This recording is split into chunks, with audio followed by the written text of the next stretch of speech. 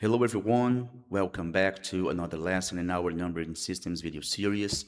In the previous lessons, we learned that the value of a digit depends on its position inside the number, but now we're going to deeply understand about this idea. Why does the same digit represent different quantities depending on where it appears? Take the digit 5 as an example. In the number of 5, it represents 5 units. In the number of 50, it represents 5 tens. In the number of 500, it represents 5 hundredths. In this lesson, we are going to deeply understand how positional values work inside the decimal system. All right, for a moment, let's focus on the digit 5.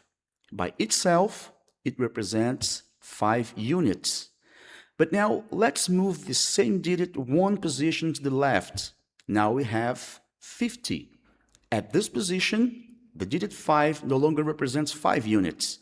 Now it represents 5 tens. And if we move one more position to the left, we obtain 500. At this new position, the digit 5 represents 500. Notice something very important. The digit itself did not change. What changed was only its position inside the number. And because the position changed, the value also changed. It's very simple to understand this. Now that we understand that the value of a digit changes according to its position, let's take a closer look at the position themselves. Because in a decimal system, each position has its own meaning and its own value. And each position is associated with the power of 10. Starting from the right side, we have position 0. This position represents units, and its value is associated with 10 raised to the power of 0, because 10 to the power of 0 equals 1. That is, anything raised to the power of 0 equals 1, okay? Moving one position to the left, we reach position 1. This position represents tens, and its value is associated with 10 raised to the power of 1.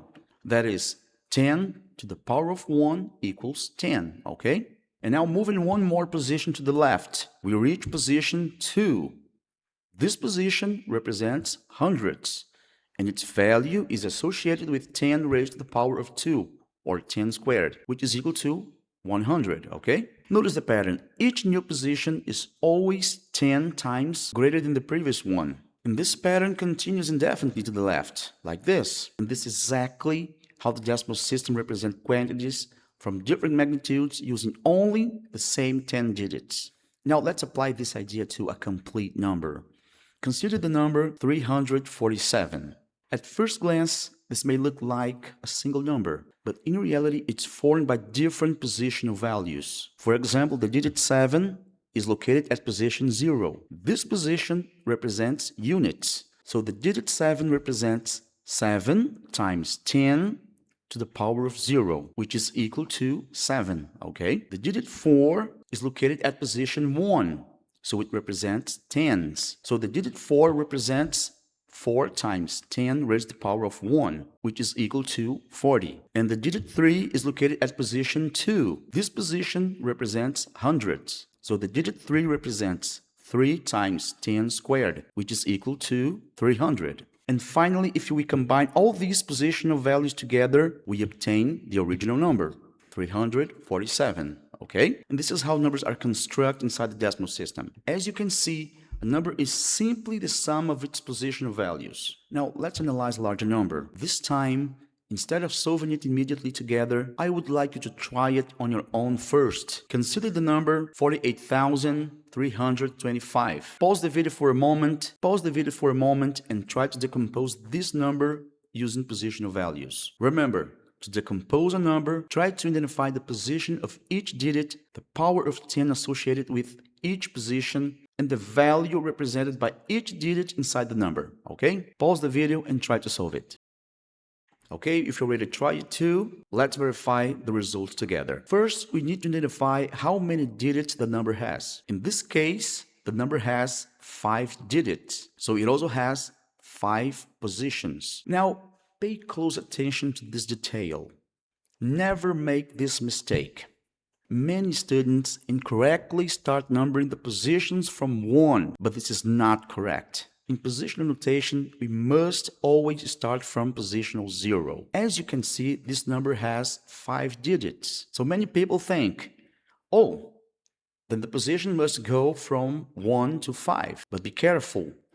The unit's position must always be associated with 10 to the power of 0, okay? And because of that, the counting of position must begin at 0. All right, let's continue. Let's start from right side. The digit 5 is located at position 0, so it represents 5 times 10 raised to the power of 0, which is equal to 5. The digit 2 is located at position 1, so it represents 2 tenths times raised to the power of 1, which gives us 20, okay?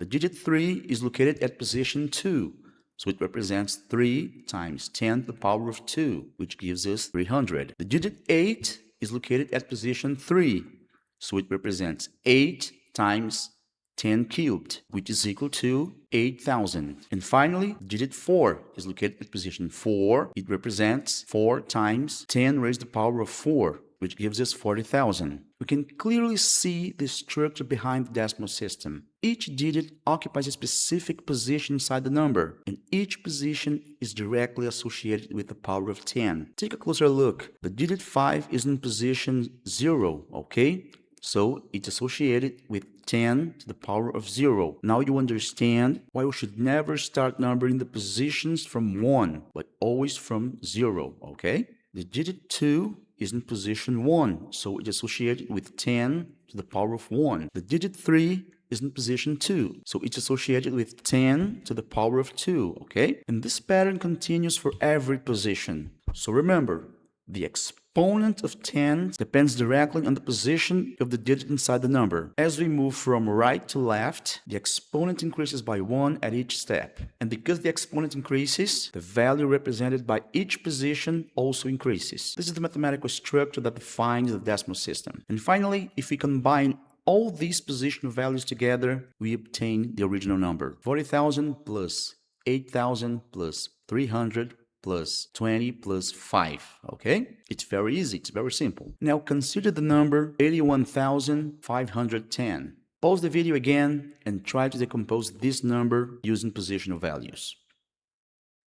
Alright, if you already tried to solve this exercise by yourself, let's decompose it together. As we did before, first step is to identify the position of each digit. Here we still have a number with 5 digits, which means it also has 5 positions. As we did before, let's start from right side. You can start from any side if you want to, okay? So the digit 0 is at position 0.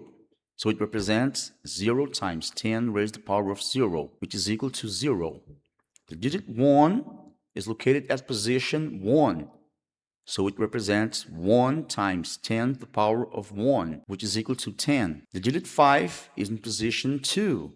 So it represents 5 times 10 squared, which is equal to 500. The digit 1 is located at position 3. So it represents 1 times 10 cubed, which is equal to 1,000. And finally, the digit 8 is located at position 4. So it represents 8 times 10 to the power of 4, which is equal to 80,000. Combining all these positional values together, we obtain the original number.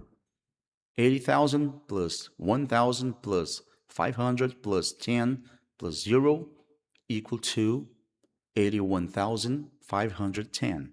As you can see, the same positional value principle applies naturally, even for larger numbers. And the same principle will also be used in other numbering systems. Now we can clearly understand how numbers are constructed inside the decimal system. Each digit has a position, and each position is associated with the power of 10. And the value of the number is obtained by combining all these positional values together. This is the fundamental principle behind positional numbering systems. And the most important part is, this idea is not limited to the decimal system. The decimal system uses the power of 10 because its base is 10, but other numbering systems follow the same positional principle using different bases. For example, the binary system uses power of 2, the octal system uses power of 8, and the hexadecimal system uses power of 16. So once we truly understand the positional value, we are also building the foundation for understanding every other positional numbering system. And this is exactly what we will start exploring in the next lessons. Thanks for watching,